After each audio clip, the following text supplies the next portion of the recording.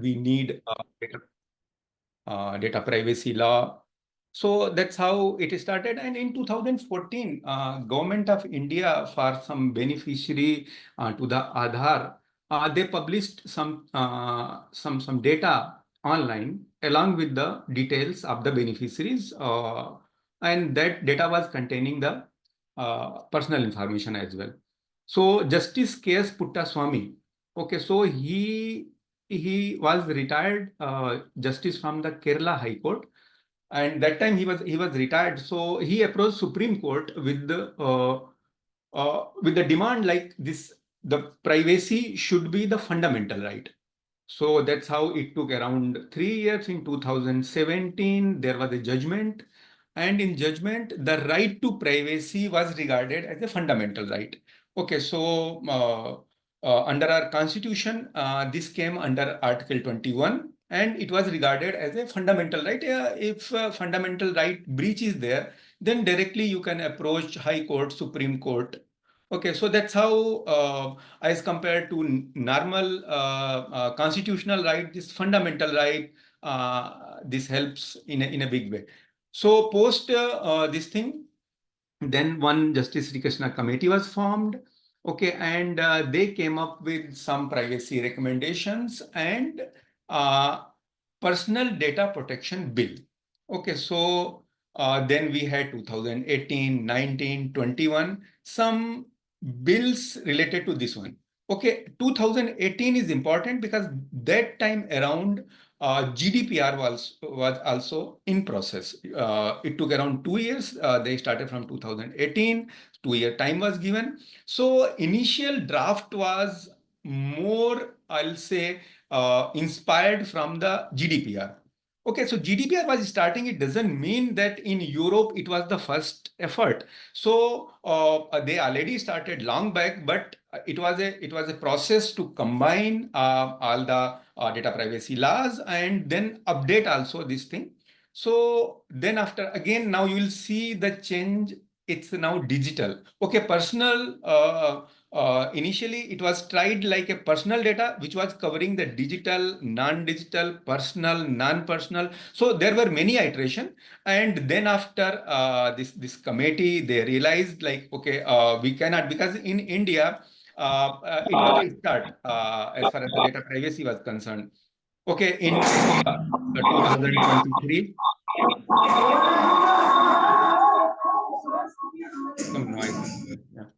So we came up with the DPDP Act, and finally, August 11th, it was signed by our president. Now, from the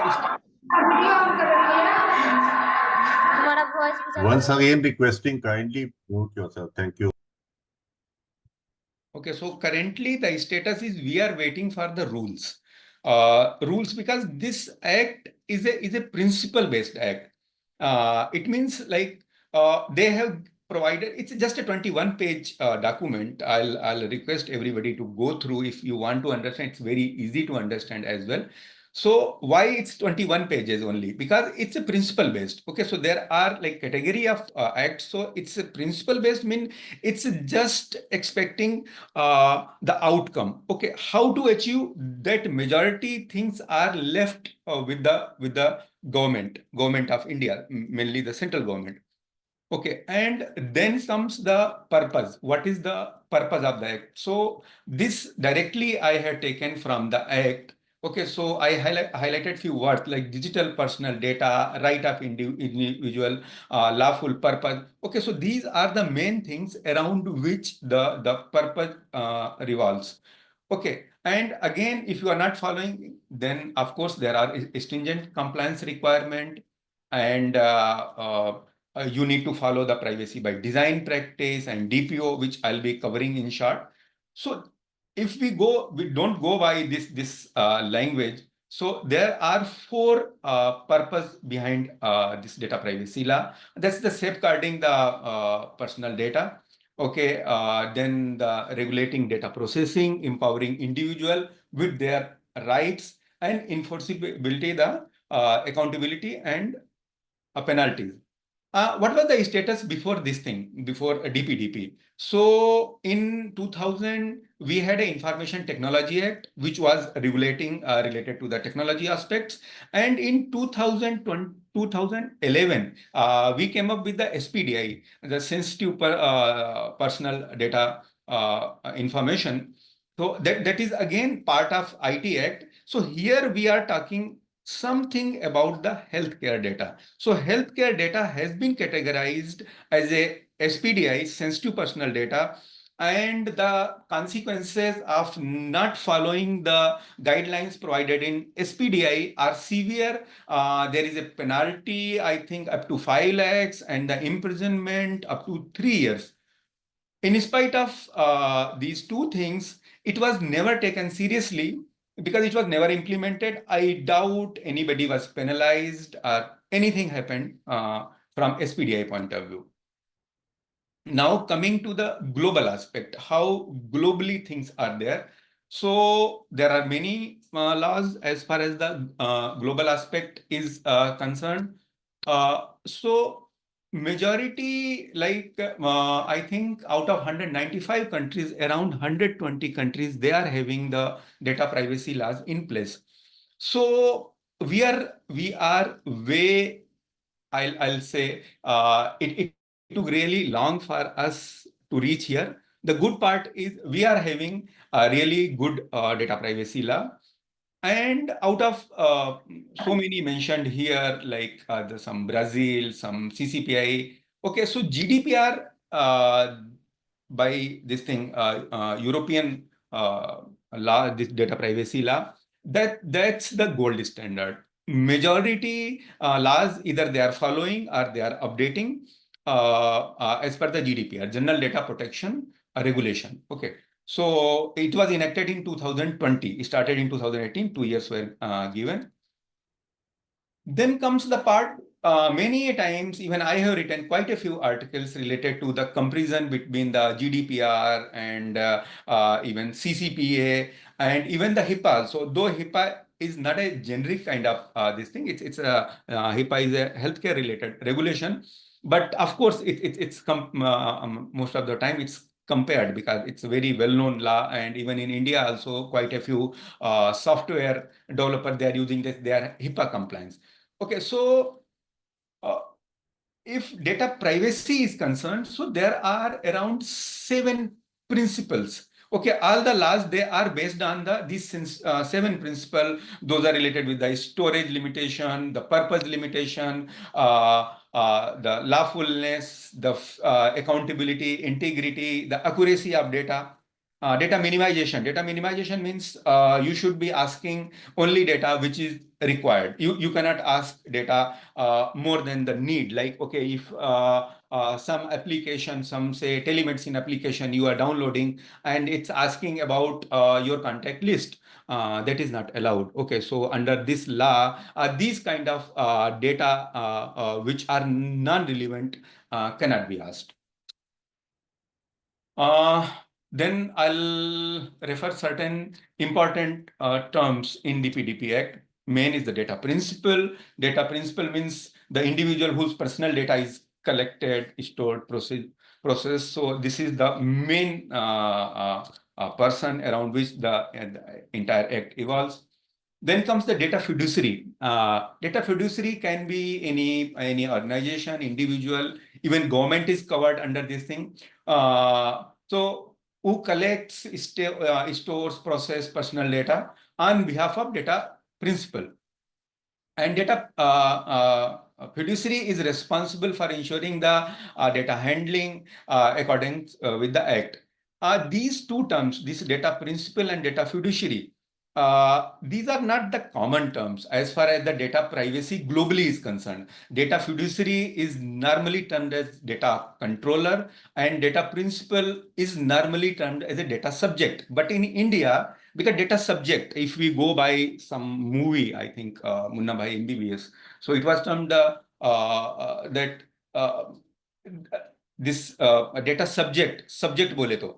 So that kind of thing, because in subject, the population, the individuals, they are not the subject. And the person the organization who is collecting the data is not the data controller. The controller is a bad word, I'll say. It is like somebody is having extra power. It's not like that. So here in this act, okay, this data fiduciary means some trustee, somebody who is like custodian of your data. So this way, these two terms are different.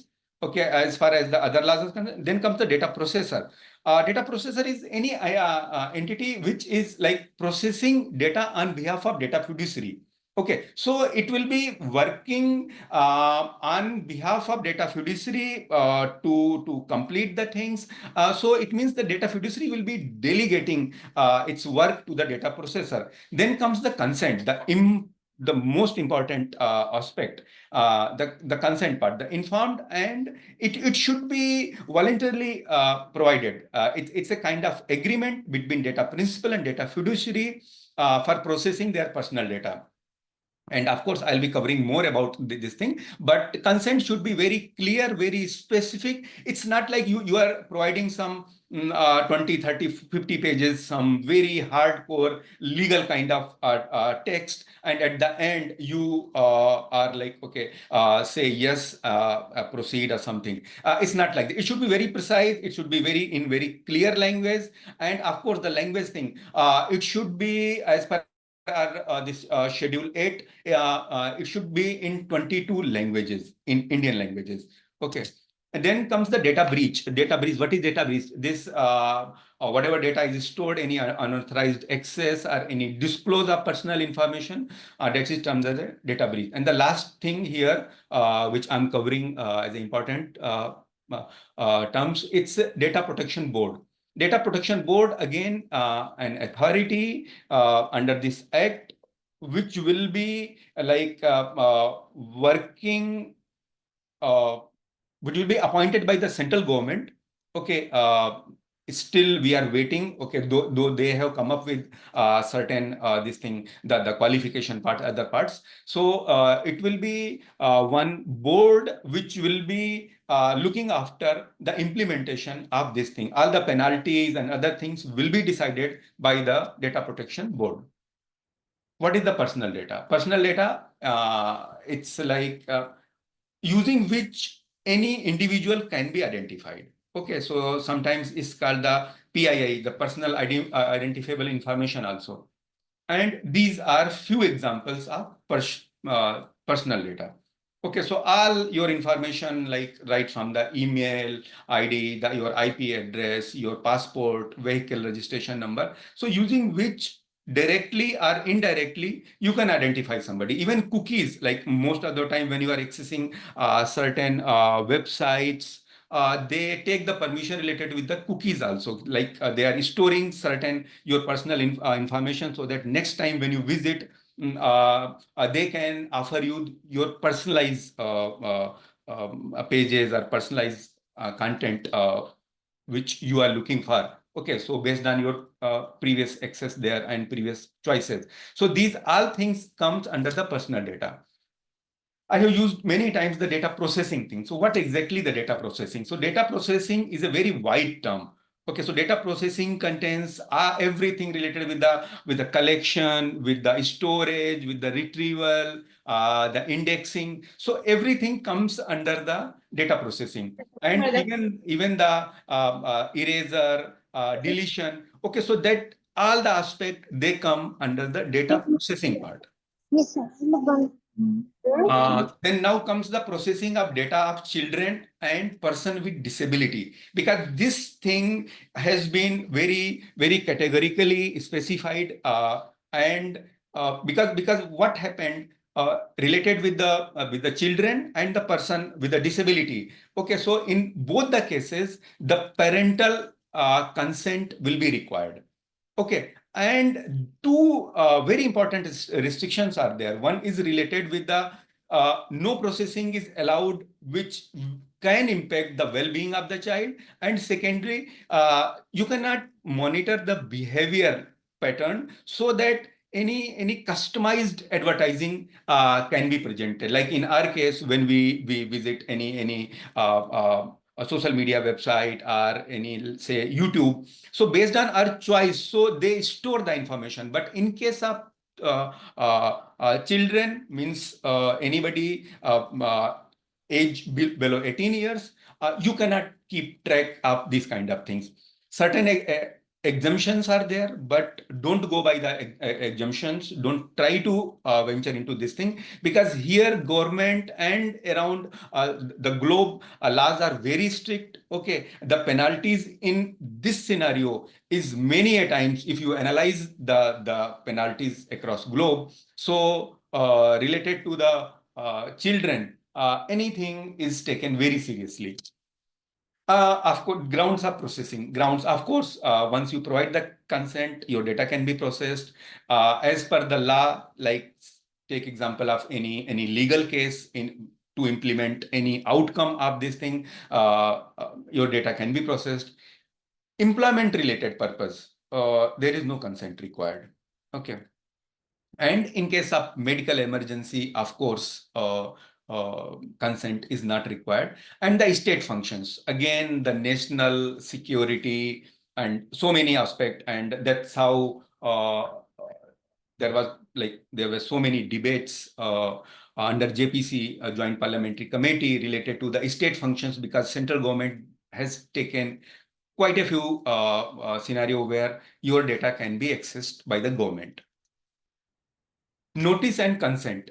Okay, so the consent is again, as I mentioned earlier, it's a agreement. Okay, which is given by the data principal to data fiduciary. So it should be free, specific, informed, very clear, and the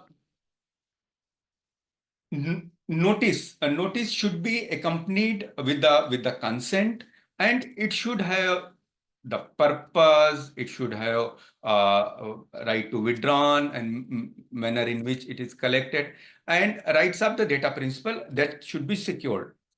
Okay, and of course, other things very well you can understand this 8th schedule part of the language I already covered. It means like any notice along with the consent should be available in 22 languages. Okay, so, and don't worry about that one. Government of India, they are having one web portal named Bhashini. Okay, so you can visit that portal, and they are having 22 8 scheduled languages there. If you are having your content in English language, you can paste it there and it will be converted to other languages. So you need to have your notice part in all the 22 languages there.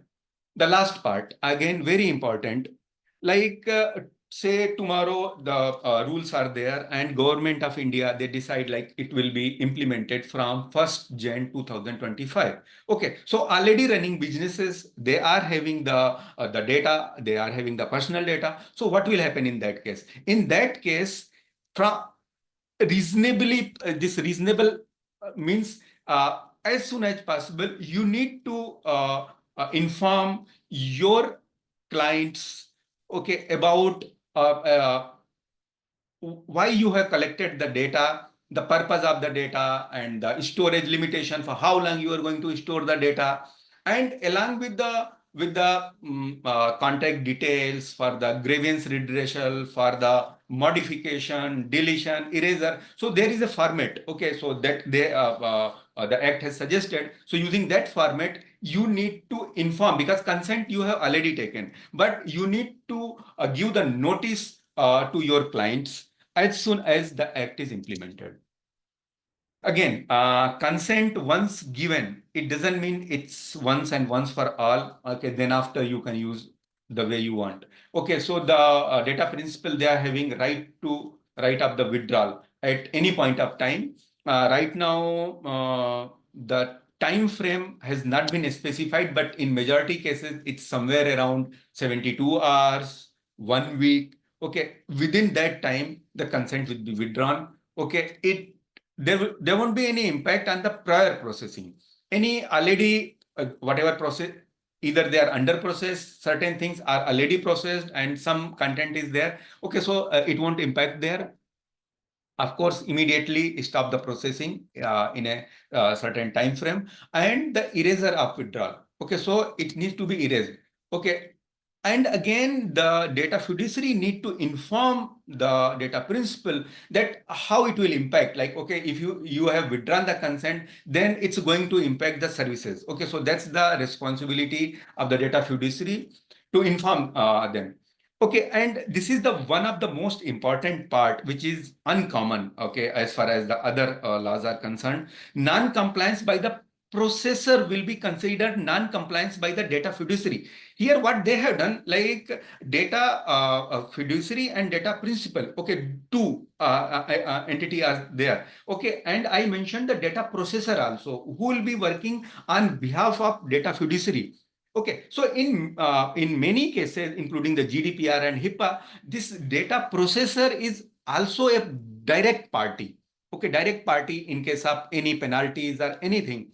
But here in DPDP, they are not direct party. Okay, so directly, like any data breach happens, the penalty will be only on the data fiduciary, not on the data processor.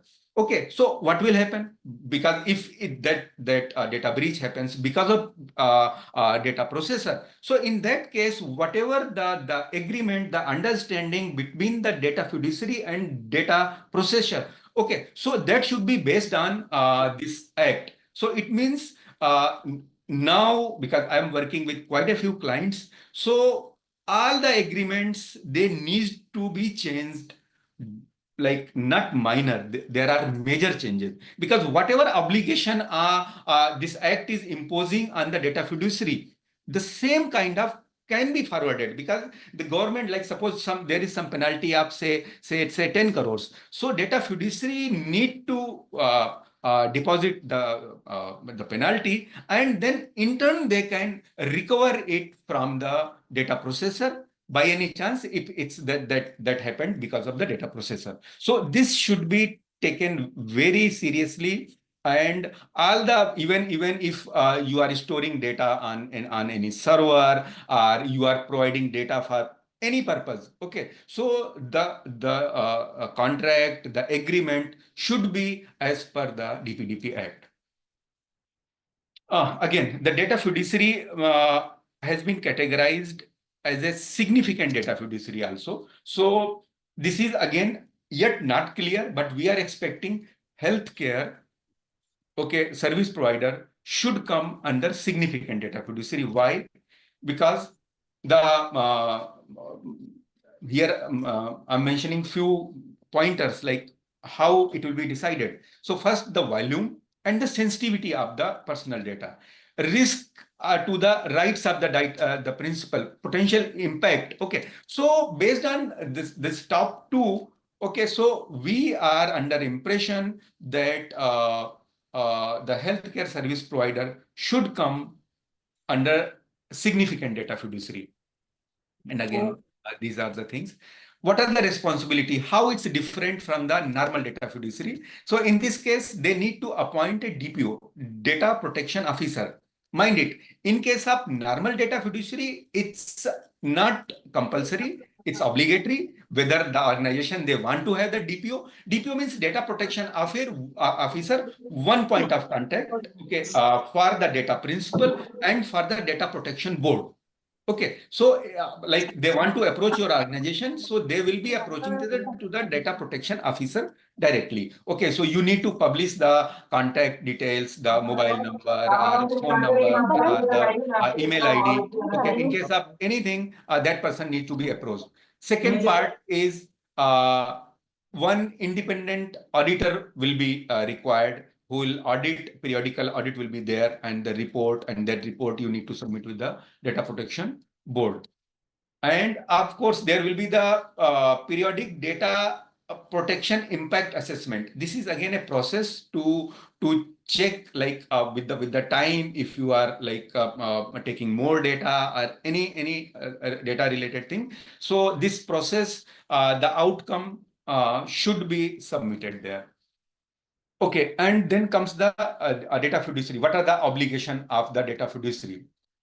Of course, in case of data breach, they need to immediately inform to the data protection board and data principal. This is the most important thing before doing anything in case data breach happens. Okay, first of all, it's not like, okay, you have taken due care. Okay, all the security is a reasonable thing. In law, there is nothing like, okay, you have to do it. You must try reasonable way, like, okay, I tried all the guidelines provided there. Okay, so everything, and in spite of that, if data breach happens, so this is the first thing which is like you should be informing to the data protection board and data principals, whosoever you think can be impacted because of this data breach. That should be the first thing, and it can save you in a big way. Okay, because majority the penalties, if you are delaying, because most of the time what these organizations do, they try to like, okay, at our own we should solve this thing. Maybe if there are cyber criminals, we should negotiate with them, we should pay some amount to them, and so that the reputation they should in a position to save. Okay, but that should not happen. Immediately it should be informed if you want to save on the penalties. Okay, and again, I covered this aspect also. In case of the children and person with the mental or physical disability, verifiable parental consent is required. Then, okay, of course, that again related with this, the verifiable consent from the children. Again, this clear, concise notice I covered in detail.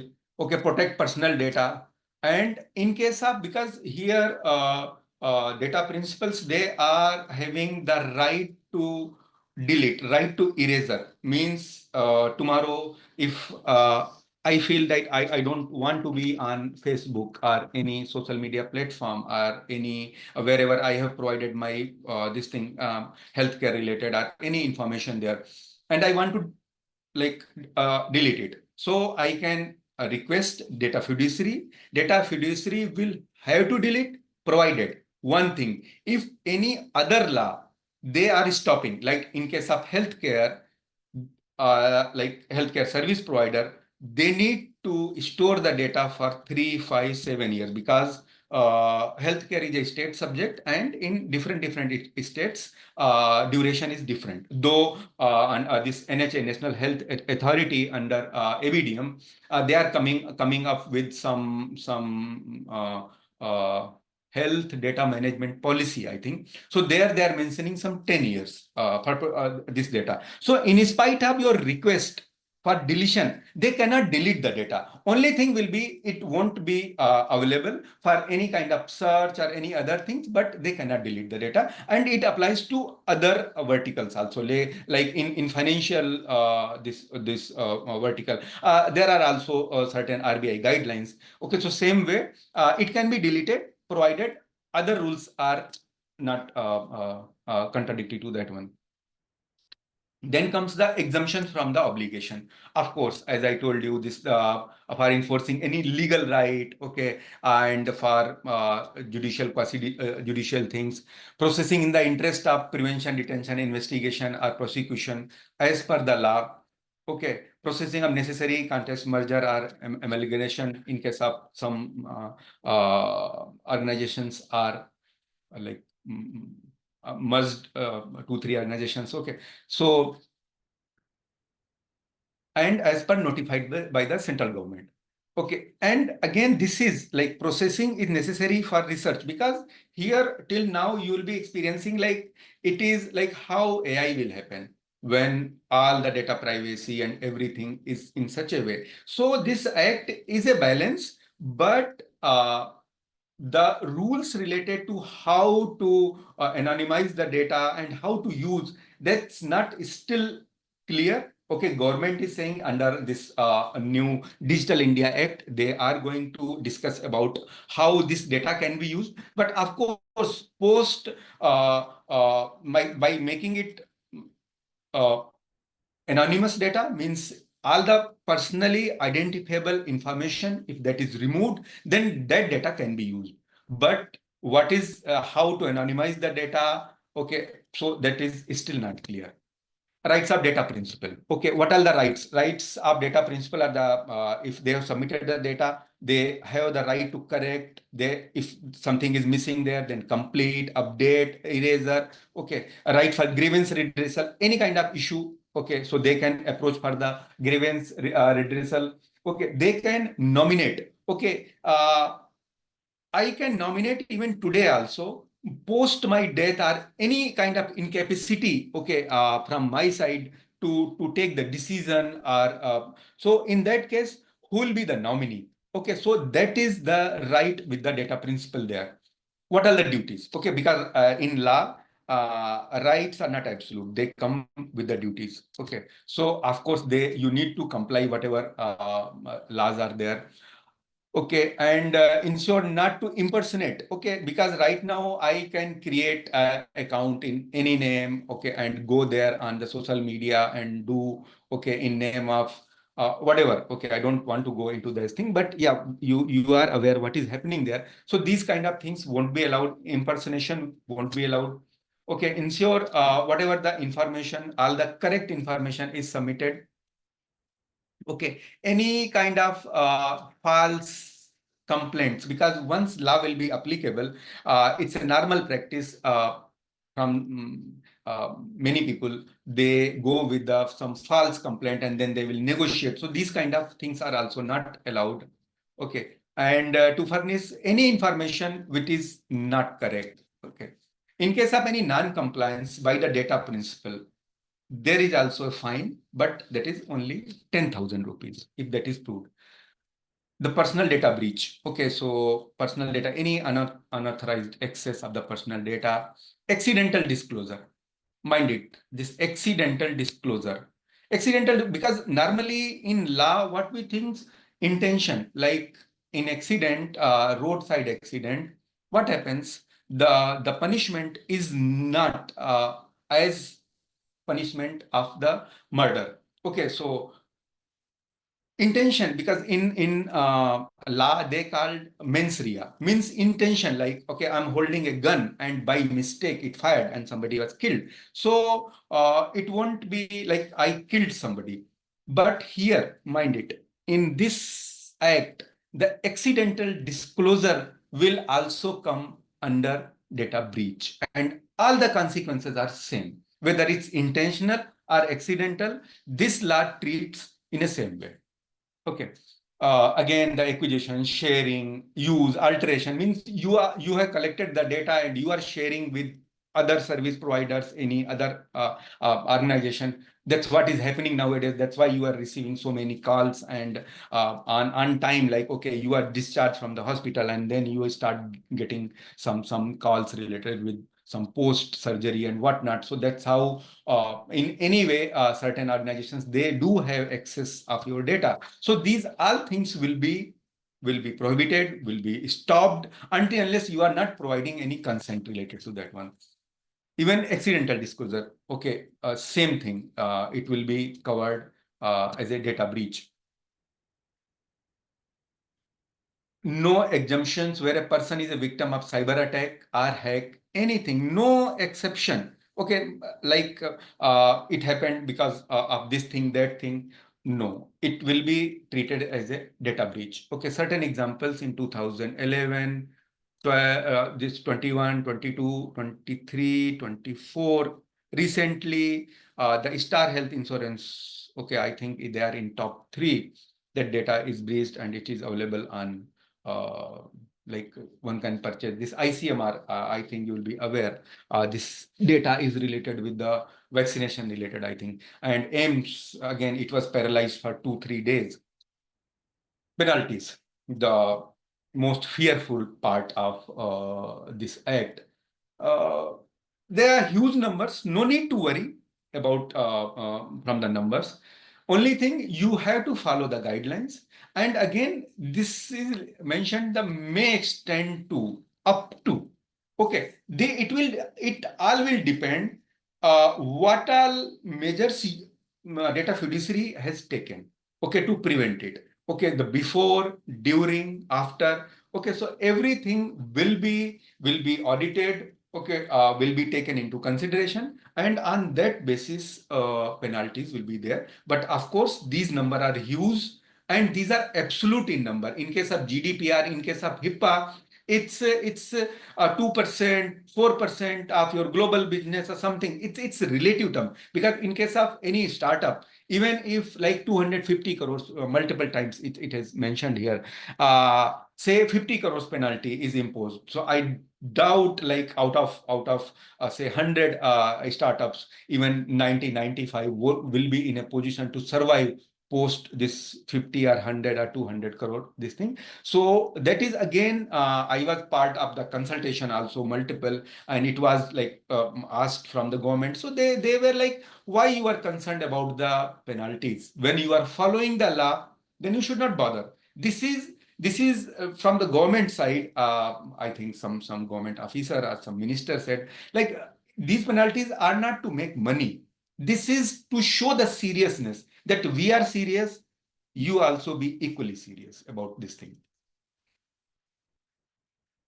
For healthcare, how it's going to impact. Okay, so of course it will save from these huge numbers which I told you. It will improve your data privacy, improve your consent management. Okay, yeah, increase accountability, will improve the reputation of your organization. Okay, it, of course, you need to satisfy the rights of the data principle, regulatory compliance. Okay, and all the telemedicine digital health platform. Of course, these all the data is available online. So of course, if there are certain rules, regulations, guidelines to protect that one, then it's always good for the all the stakeholders involved there. Cross-border data transfer. That's again a challenge from the government side. Cross-border data transfer means, can the data be transferred to any other country? Okay. Can any foreign entity, what kind of regulations do they need to have the local copy of the data? Okay, no, there is no need to have the local copy of the data, but the cross-border data transfer, where data can be transferred, that will be decided by the central government. Okay, so there were multiple consultation related to that one, whether it's going to be the positive things, means certain countries where only you can transfer, or certain countries where you cannot transfer. I think in the last draft, the act is talking about certain list of the countries where you cannot transfer the data. Otherwise, by default, you can transfer the data anywhere, any country you want, except as prescribed by the Government of India. Thank you. That's from my side. I think, yeah, 40 minutes. Now I'm open for the questions.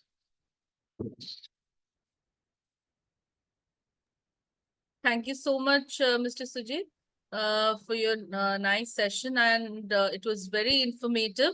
And I hope everybody has taken, listened carefully and taken the same with them, and hope they will be, utilizing this in future also with their different organizations which are there.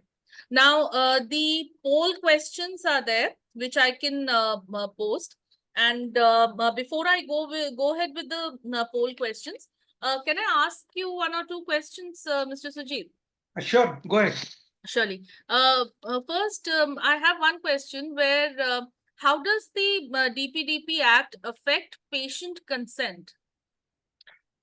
Patient consent. Okay, so first of all, there is like two type consent. One is explicit consent.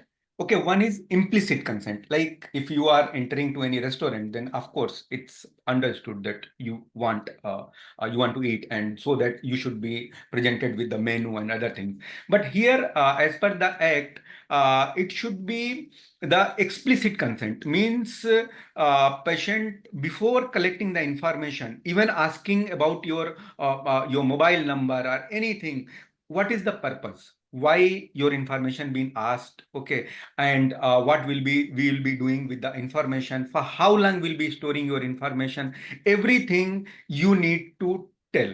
Okay, so that I mentioned in one slide related with this thing, the notice with the consent. Means it's consent, it's not like, okay, you are given one page and below you just sign. Okay, so it should be explicit and informed consent. Like before any kind of procedure or surgery, it's not like इस patient के साथ कौन है यहाँ पे sign कर दो. No, this is not going to work. You need to explain, even not only from this point of view, from the other medico legal point of view, medical negligence point of view, you need to have you need to explain. It should be the explicit consent.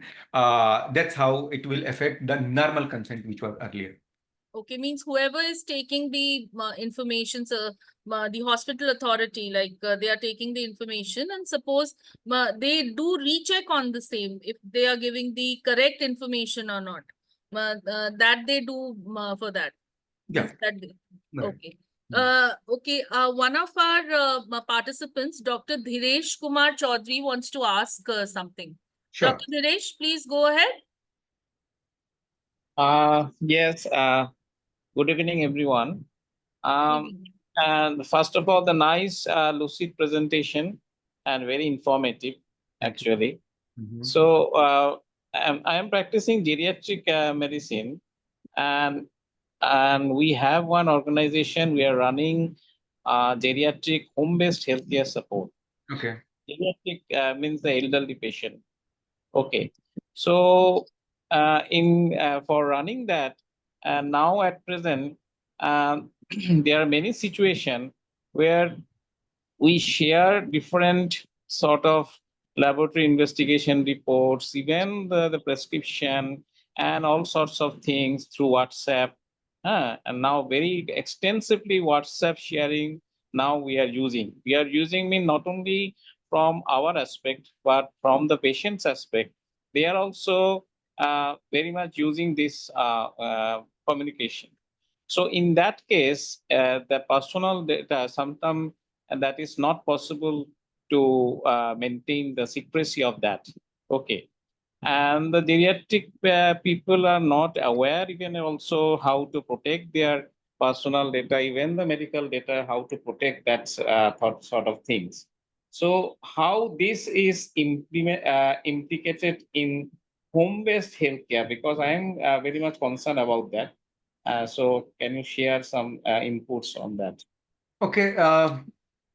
In current, like, okay, right now, sharing healthcare information using this social media, this thing, whether it's WhatsApp or anything,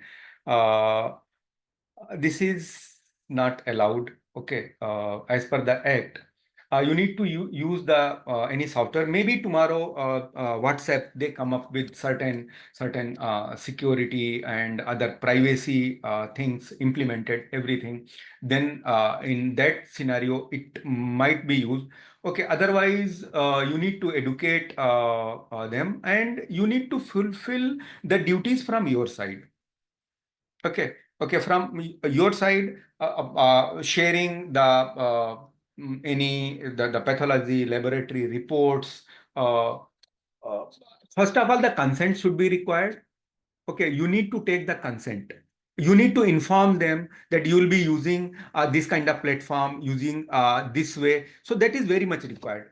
Okay, and but again, at the same time, it's not like whatever you are writing will be under the act. Okay, there are chances where you are going, you are crossing the boundaries as suggested by this thing. But to save yourself, you need to inform whatever procedure you are following. Okay, you need to inform your client, your patients, and take the consent from them. That is the first and foremost thing. And then after, I'll suggest you to use any platform, any software for the data exchange, not the WhatsApp thing. Actually, sir, this is not that practice is not from our side. The Okay. practice mainly from the patients, or we call them member aspect. They are usually use this WhatsApp message. They just share their whatever the laboratory findings or whatever any complication that is arises. They just share through the WhatsApp and they ask immediate attention. Actually, immediate attention, it obviously is possible in practical sense by sharing that it is possible the immediate attention. But how can we actually aware them, or how can we actually You need to prevent? aware them. Maybe you can suggest them some other this application or something. But by any chance, if they are sharing, then it's not your fault. Okay. Once you receive the data, then after your responsibility, it starts from there. Okay. Till the time, okay, whether they are sharing the data through email or through WhatsApp or through any other media, till the time you are receiving, okay, there is no responsibility from your side. Once you receive that, then your responsibility starts from there. Then after, it should not be shared with anybody. That is the thing. Yeah. Okay, thank you. Okay, Khushbu Kumari also wants to ask something from you. Khushbu Kumari.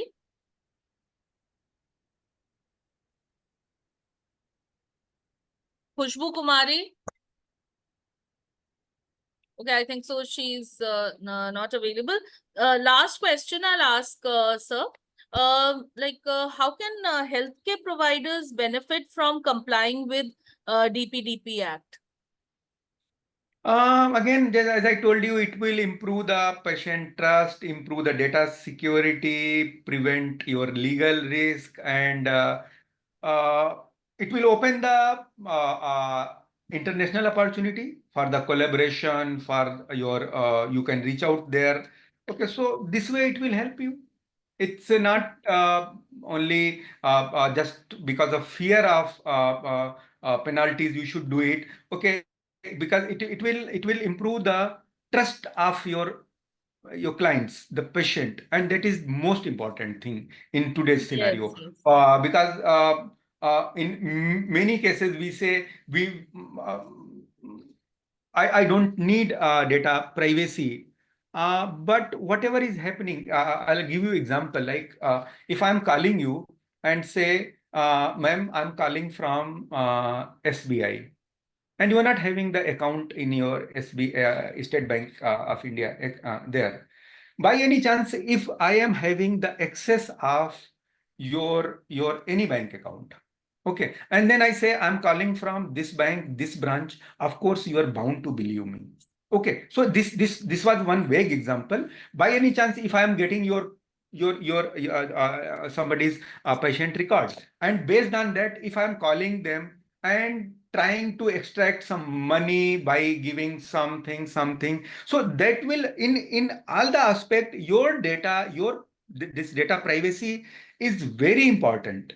Believe it's not we don't need data privacy. Okay, it means like if you have nothing to say, then I don't need the freedom of speech. Okay, so that is not the case. You have to have data privacy in place. Today, it might sound that I don't need it, but the consequences are going to be so serious. Like, okay, suppose if you are sending any parcel from India to any other country, nowadays, what is happening? Okay, so you might get the call if that data is leaked, okay, by that company, then they will call you, ma'am, we found this bad substance there, and it is this thing, and somebody from this authority, this agency will call you, and this and that. So that's how, because that has become, we have become the hub of the world for the cyber thing, and the security and privacy, they are directly related. Once your privacy is breached, of course you are going to have consequences immediately or later on. So that's from my side. Means, That for example, sir, what means just a small example that like Dr. Lalpat Lab, they have their own app. Like whenever we do some test or something, they tell that you download the app and you will get all the reports and details of the same on that app also. So, I mean, the thing is that they don't send the reports directly, they send the link. But is that also very a secured thing to have, like the reports and all? Because even there we upload our data. Obviously, we are uploading our data, our illness, and accordingly they get the test done. They send the phlebotomist to us, and then the test is done. So everything is updated on the app. So these apps, how do they work? They are also secure. If apps are very secure and they give access to only authorized user, then there is no issue. Okay. And again, like in case of, because that's very normal practice, doctor, they prescribe the test and uh, patient will go either will go there offline, online for the test. Then after, it's obvious that that report has to be shared with the doctor or healthcare facility. So in that case, at start only if consent is given by the patient, like this, my this report finding should be shared with this authority, then it can be done. Because here the main thing is related with the consent, and consent should be reasonable. I have like mentioned consents, how you can get the consent, and of course you are not going to get the blanket consent. Blanket means now onwards, whatever is happening, everything I'm allowing. Okay, that act is not permitting. That should be very Time to precise, time. specific for any Yeah. particular instance. Blanket consent kind of thing is completely removed. Okay, so Sure. that is. Thank you so much, and it was really helpful, sir. Now I'll post the poll questions here. So everybody, please answer the poll questions, and then we can end the session accordingly. Okay, so this was a basic, Mr. Bakshi. Okay, so I was covering this part. Maybe if people feel that they want to deep dive into, because this was more related from the act point of view and how it can impact you.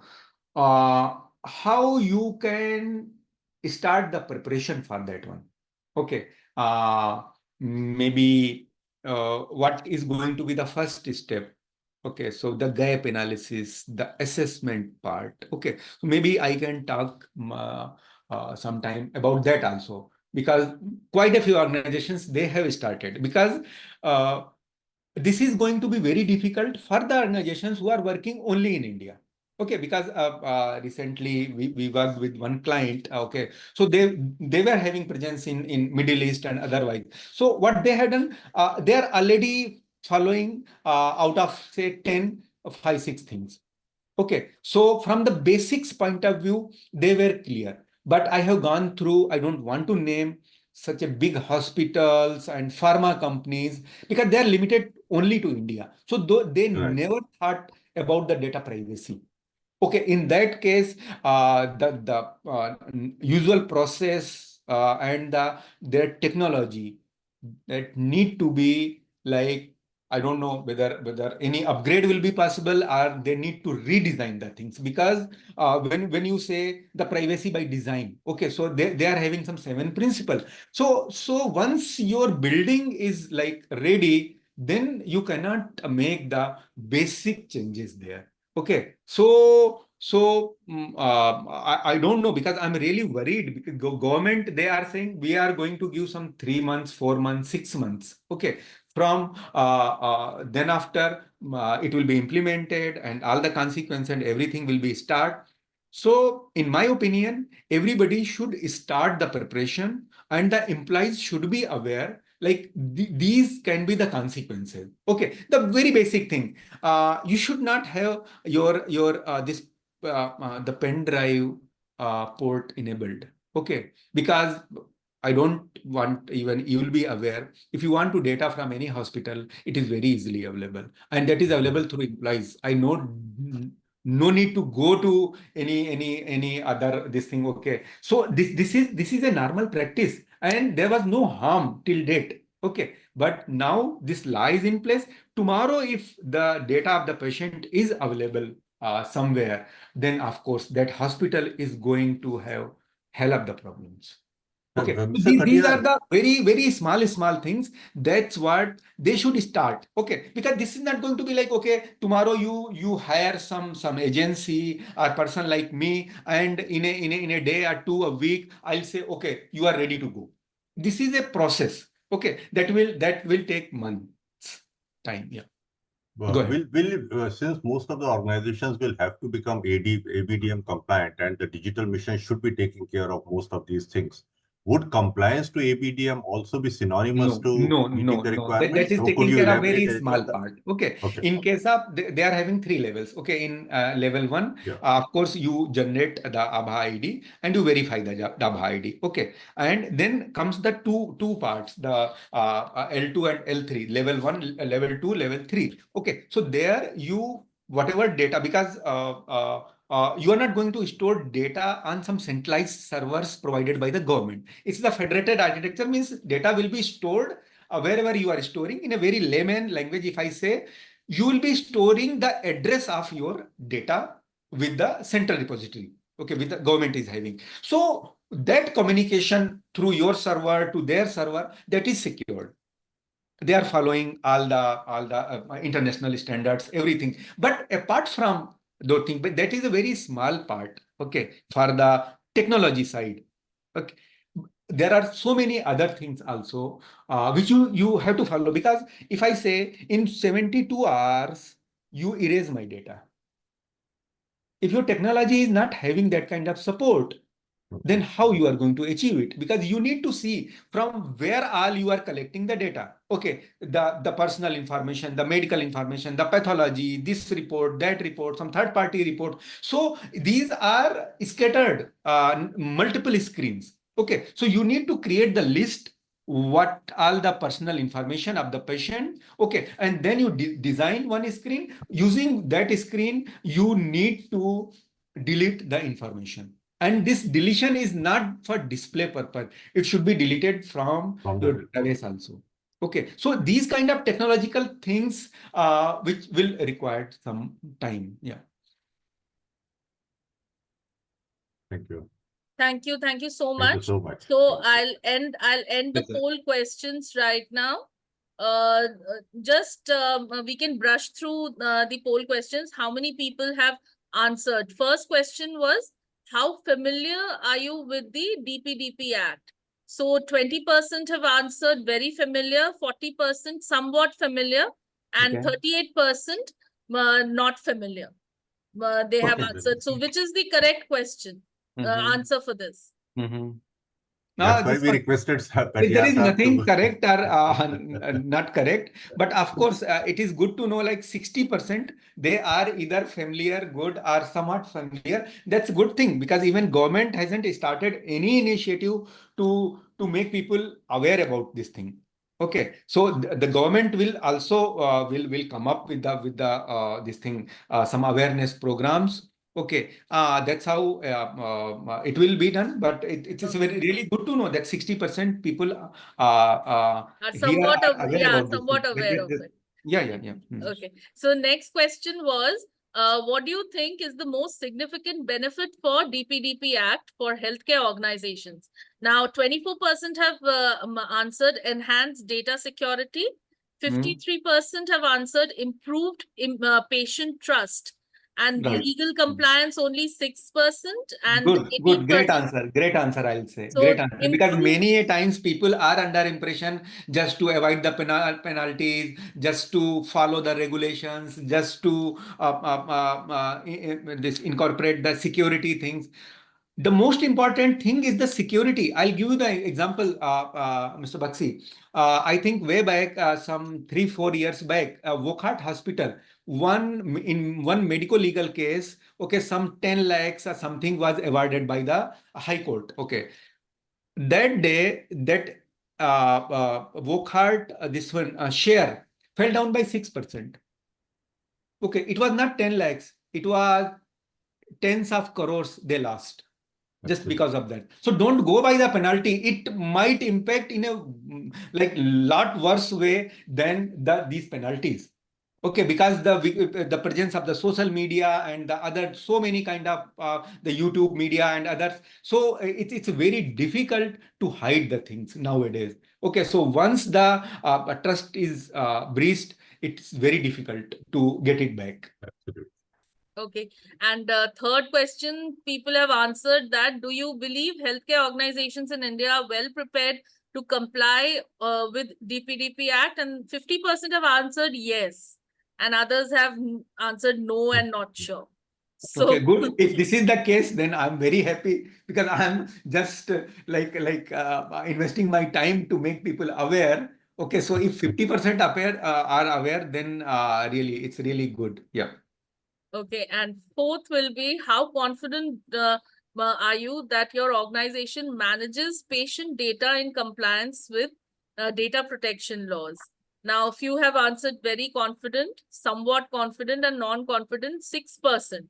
56%, somewhat confident. So, Yeah. means they are like sort of confident that Right. they are still not known about the thing. That's true. That's true. That's true. Yeah. Okay, fine, sir. Thank you so much for your time, and we appreciate your from your busy schedule. You have taken out so much time and provided the knowledge about the same, because many people are still not aware, and I think so.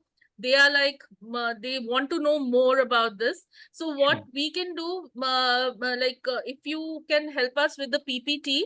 Then we can share the PPT with our training partners and with our industry partners, and it will help them a lot.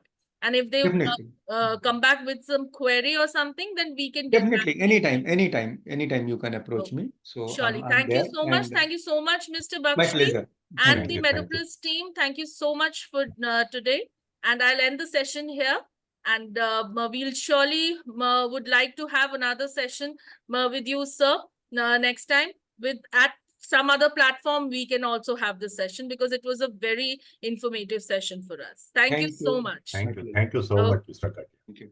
Grateful.